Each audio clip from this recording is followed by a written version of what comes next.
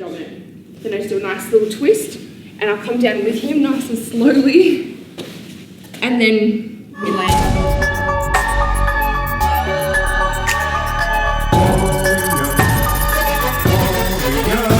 I got the gene of the warrior, going in a fight mode. Never sleep, never keep my eyes closed. I got something to prove, and I got nothing to lose. I'm dangerous, I got the warrior gene. I'm dangerous, I got the warrior gene. I'm dangerous, got the warrior gene. I'm dangerous, I got the warrior gene. Hi, I'm Rohan Parrant, and this is Warrior G.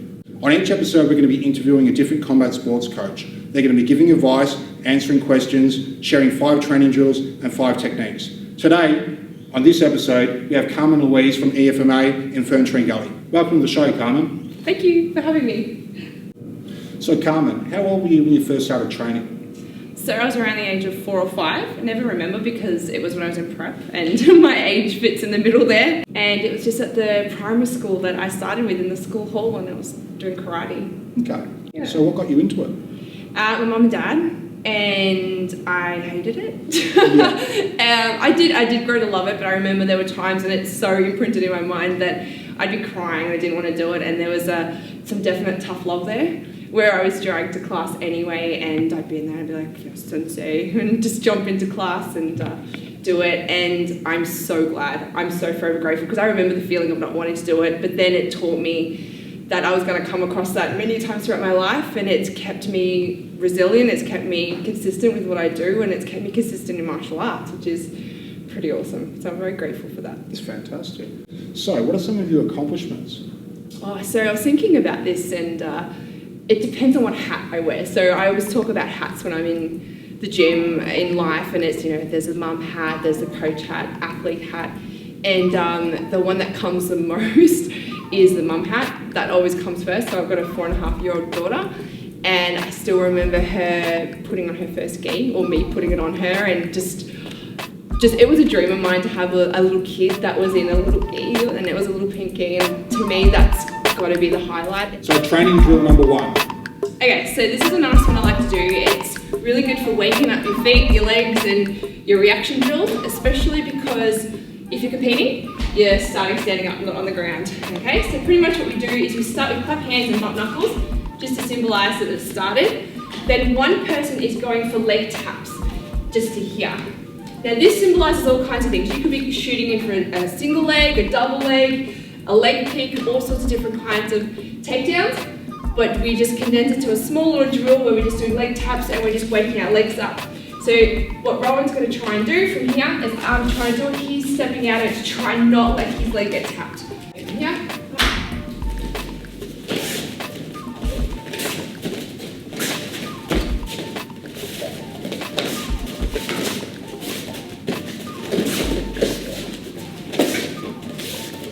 Okay, and then Rowan can go now.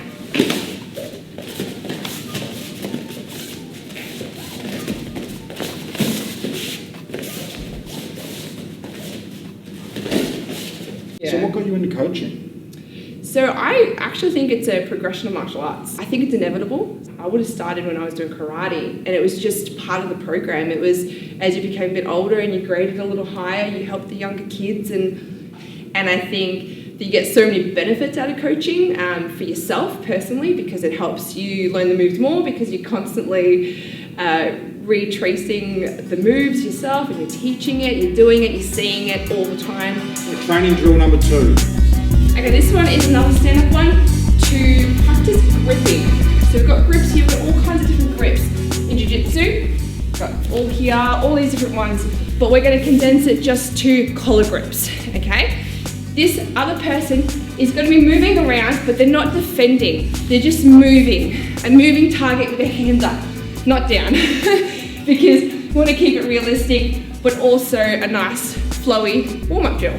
So what we do from here is we clap hands, butt knuckles, and as we're moving around, I'm just trying to get these grips here, and then I'll let go. I'll play around, keep trying to get different grips to there, and let go. So I'll go for 10 seconds, and then Rowan can do 10 seconds, and we'll be nice and warm.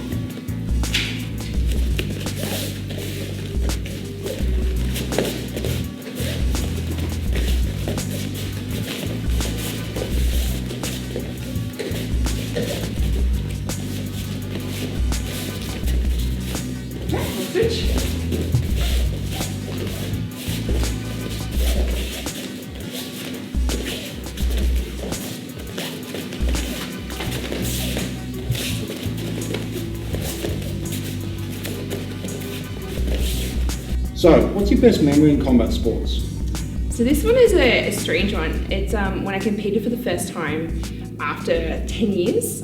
So I competed in a karate tournament and I dislocated my knee, broke my leg and got taken away in an ambulance. So the trauma from that had stopped me from getting back in the competition ring for a long time. So then when I did my first BJJ comp from all that time off, it was a club tournament and it was against a gorgeous friend of mine. So we were teammates at the same time and we competed together. And all I wanted to do was compete. I didn't care about the outcome. And to me, when after the match had finished and I'd won, it wasn't even about the win. And I remember I was crying and I was so overwhelmed. I had to take off and find my own time and call my mum and go, "Mum," and I was on the phone, I was crying. I was like, "I did it, I competed." I didn't even tell her that I'd won. It wasn't about winning, it was about competing because it was such a big value for me to compete. It's always been in my blood to compete. I'm very competitive. And to have let the trauma from many years ago affect me and stop me competing had been really crushing my soul, and I didn't realise that it had been crushing my soul for so long. And to finally get the gut to jump in there and listen to some Brene Brown, you've got to be in the arena, got to be in there doing it. I'd been coaching for so long, putting my students in tournaments, like from karate to boxing to jiu-jitsu. I had to get in there. I had to live the dream instead of always living it through my students. So that was the the biggest highlight. And then I competed again since then and got gold again. And it's just for me, it's in my blood. I love it. Training drill number 3. Okay, so this is a pretty standard warm-up drill. It's a great one for warming up the legs and getting used to pass and guard. I like to teach people to stay active and in a crunch as well, so that you're contracting your abs and they're warming up as well. Now from here, what we do, we've got our 2 hands here, and we're going to step out. So I'm starting with my feet in the middle here. I step out with the outer leg. The opposite leg follows in a circle and comes to where the belt is, and this leg then travels up. Okay? Then that leg steps back, does a circle out, circle in, comes up here. So I'll go a little bit faster.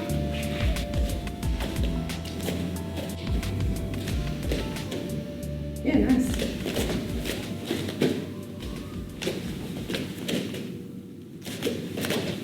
So what's a typical first session look like at your gym?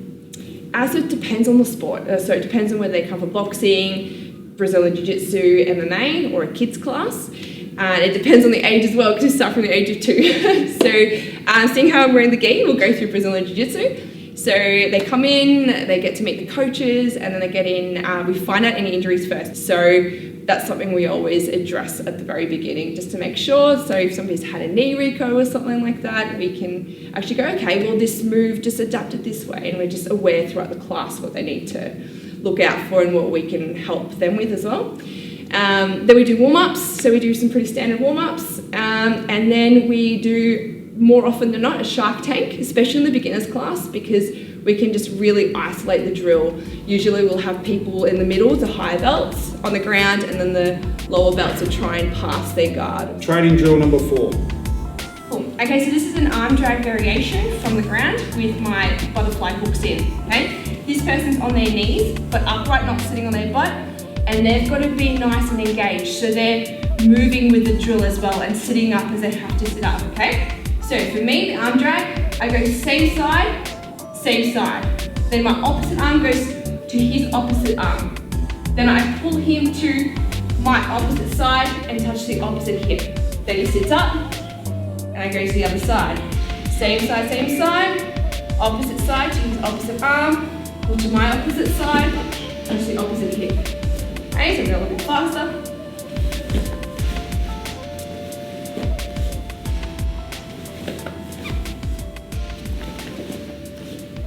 So what's something you always tell your students? I would always tell them they've got to enjoy the sport. They've got to enjoy training. They've got to try not to be so much in their head about it, because we get so many beginners come in and they're like, oh, I'm not getting it. And we always come back to the whole idea of enjoying the process. That's what it's about. It's enjoying the whole process, every part, everything you learn, try and enjoy it as much as you can. Training drill number 5. Okay, so from here, we're going to choose which side we're going to go first. So I'll choose this side first.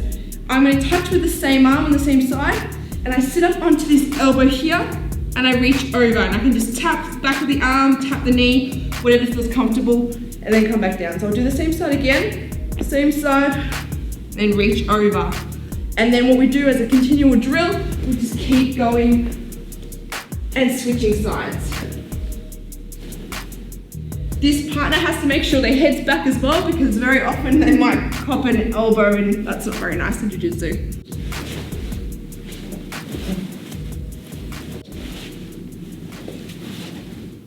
So how important is mindset when it comes to combat sports? Oh, extremely. I think if it's not number one, I don't know what it would be. Mindset's everything in every part of our life. Combat sports teaches us resilience and a lot of strength in our everyday life. And I think if we're always aware that combat sports is not just a physical training, it's a mindset training as well, I think it's going to filter in everyday life. Technique number 1. Rowan's going to go for a grip with his rear hand. I'm going to do a parry, but it's a little bit of a different parry. I'm just going to push it to the side instead of pushing down. You don't want to push it down, okay? So from here, when he goes for it, I'm going to push across there. Then all I'm going to do from here is give him a big hug, but make sure my hand goes under his arm and then over his shoulder here, okay? I make sure that arm comes in really tight, chops in the side of his arm and to the side of his neck, and I make sure that my body is clamping on this side as well, okay? Now from here, I'm going to put my hand on the inside of my elbow and wrap my arm all the way around to his forehead. Take a deep breath in and squeeze. Okay, it's a little bit faster.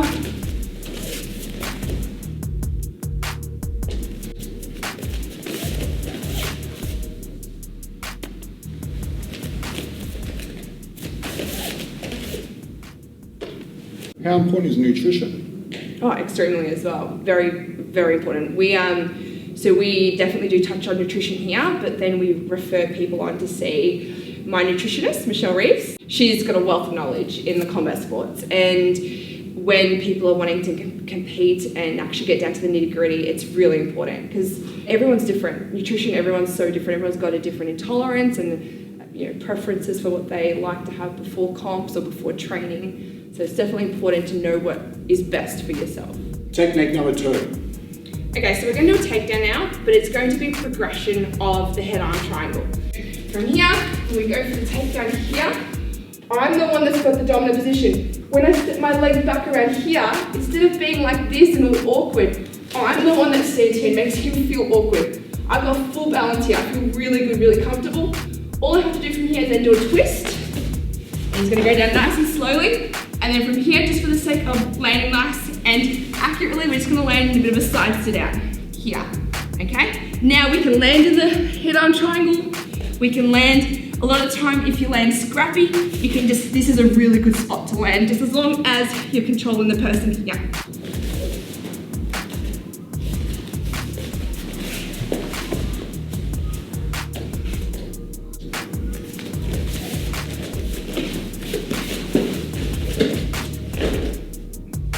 So how important is conditioning? Conditioning as well, like they all go together hand in hand. We don't have a gym set up here. One day I would love to have a gym set up for strength and conditioning. So, even just the ropes and tie flipping and stuff like that, just the minimal stuff, just because in training it's great to just focus on the training, and then you can go and container the physical strength and conditioning and do that elsewhere. So that's where you're pushing yourself really hard. Technique number 3. Okay, so this one is a nice movement drill. I'm very big on teaching movement drills, and it's leading into a back take. Okay, so from here what I do is where I mount, we're a bit lower, we're not too high up, and from here I'm going to step one leg up. Now, if you're rolling, instinctively that person is possibly gonna want to escape that way, and there are some great escapes, but I can also use it to bait him. So from here, what he's going to do is he would want to turn that way, but I'm going to direct, and then I'm going to just step in and pinch my leg and my heel as if he's not there, but try and pinch them together. Then we go back, put my leg down, we go the other side, lift up, then we move in here, we pinch. It's almost like you're kneeing them in the back. You don't want to be too aggressive with it, but you really do want to be really tight with it as well.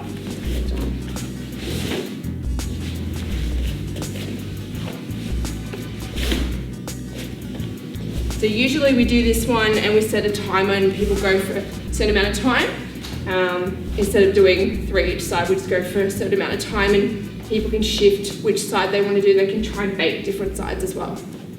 So what advice do you have for someone that's currently training? Enjoy it. Definitely enjoy it. And I'll sound like a broken record for this. Enjoy your training. Enjoy the process. Be very well aware that there are highs and lows. Don't let the lows put you off course. It's inevitable with every part of life. Just work through it. So what advice do you have for someone looking at starting training? Okay, this is a simple one. Just do it. Just do it. The world is our playground, and if you are thinking there's something in you that thinks, oh, I might like it, just do it, because you don't want to ever regret the fact that you didn't do it. Yeah, that's it. Simple. Technique number 4. Okay, so now we're going to work with the movement drill and actually take the back. So from here, I'm going to step that leg up, and he's going to go that side. I'm going to pinch. Now, I personally like coming up a little bit higher, but it'll still work if your leg's a bit lower too. Now from here, we go for the seatbelt grip. So from here, this arm goes underneath, and that one goes underneath his head as well. And it's a seatbelt because one of his arms is over the top and one of his arms is underneath. Now from here, what I'm going to do is I'm going to sit back this way and pull him this way. Now, a lot of the time people rush it and then try and get the back take straight away from there. But from here, it's better to land here, drop that leg, hip out, then get a nice clean back.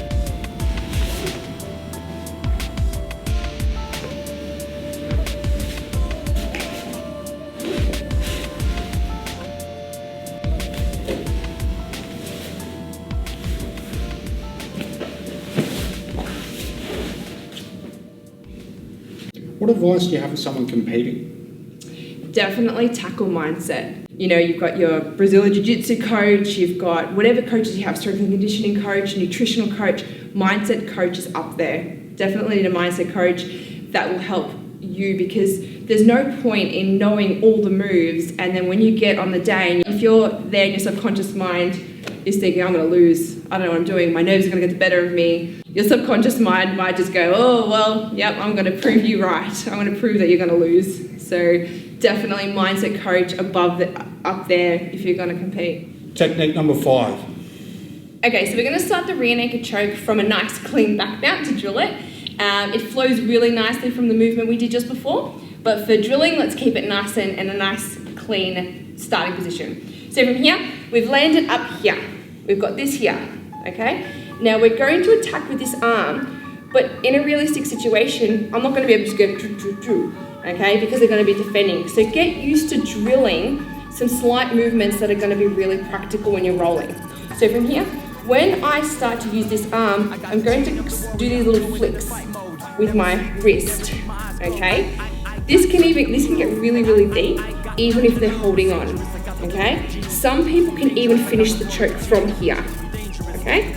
But we're going to go to the traditional rear naked choke. This arm's going to come out, slide really nice and tight over the top here, hand on the inside of my elbow, and then I can go to either the back of his head, then squeeze, or the back of my head, and squeeze, okay? Some people like to even get behind here. I'm not a fan of that one for myself, but they're all valid, practical ways of doing it.